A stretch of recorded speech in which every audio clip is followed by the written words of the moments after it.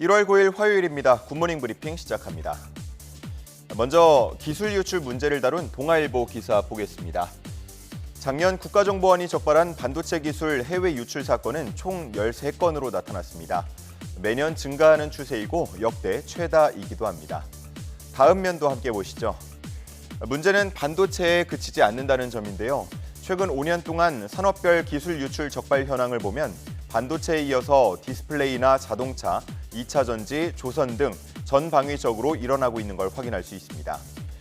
수사기관이 적극적으로 나서면서 적발 건수가 늘고 있지만 문제는 이미 핵심 정보가 경쟁사에 다 넘어간 경우가 많다는 점입니다. 현장에선 끊임없이 발생하는 기술 유출 원인에 대해서 기술 유출로 얻는 이득이 적발 시 손실보다 훨씬 더 크기 때문이라고 입을 모으고 있습니다. 그렇기 때문에 처벌과 제재를 강화할 필요가 있다고도 말하고 있는데 대법원 양형위도 작년 8월부터 관련 논의를 진행하고 있고 이르면 다음 주 심의 결과를 발표할 예정이라고 합니다. 한편 퇴직과 이직하는 전문 인력을 보다 체계적으로 관리해야 한다는 의견과 해외로 진출한 국내 기업들이 외국 정부로부터 자료 제출을 요구받을 때 이를 막을 수 있는 보호 조치를 마련해야 한다는 의견도 함께 나오고 있습니다. 다음 기사 보겠습니다. 관세청의 자료를 보면 2021년 수입된 전자담배 용액은 모두 378톤인데요. 이 중에서 천연 니코틴이 74%, 그리고 합성 니코틴이 26%를 차지합니다. 여기서 천연 니코틴은 개별 소비세와 부가가치세, 또 국민건강증진부담금이 부과되고 지방세인 담배 소비세와 지방교육세도 추가됩니다.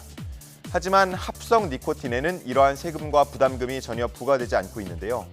합성 니코틴은 아직 독성과 안전성이 검증되지 않았다면서 담배에 포함되지 않고 있기 때문입니다.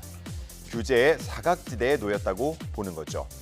합성 니코틴의 60%가량이 중국에서 들어오고 있기 때문에 현재는 중국 기업들의 배만 불리고 있다고 지적하면서 합성 니코틴에 세금과 부담금을 부과하면 5년 동안 1,000억 원 이상을 거둘 수 있다고 보는 의견도 있습니다.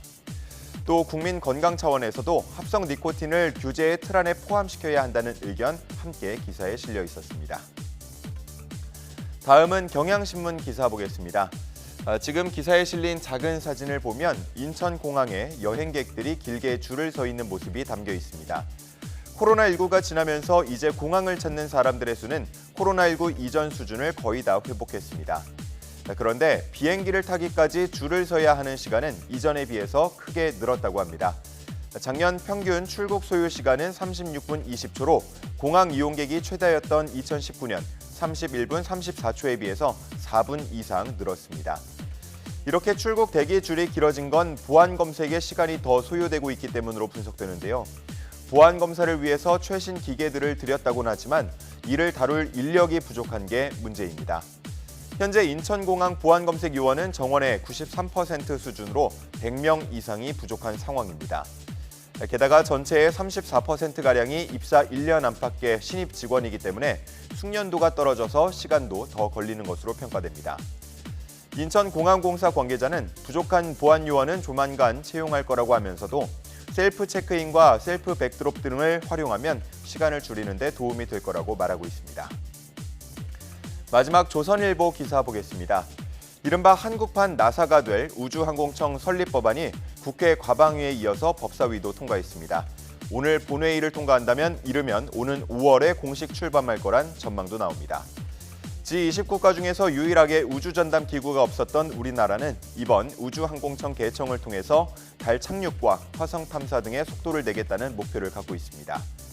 이를 위해서 정부와 민간이 함께 힘을 합칠 것으로 보이는데 대형 프로젝트들은 우주항공청이 주도해서 민간과 협력하고 소규모 사업은 민간이 진행하되 우주항공청이 평가와 관리를 하는 구조를 띌 것으로 보입니다.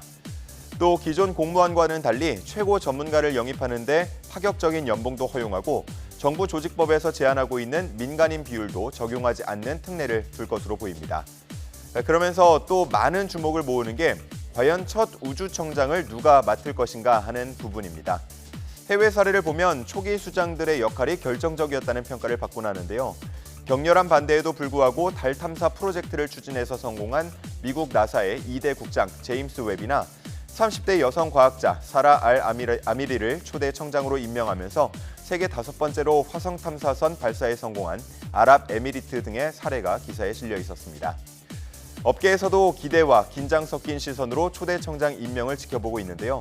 다양한 경험과 리더십을 갖춘 인물이 선정되기를 바라는 분위기였습니다. 1월 9일 아침 신문 살펴봤습니다. 지금까지 굿모닝 브리핑이었습니다.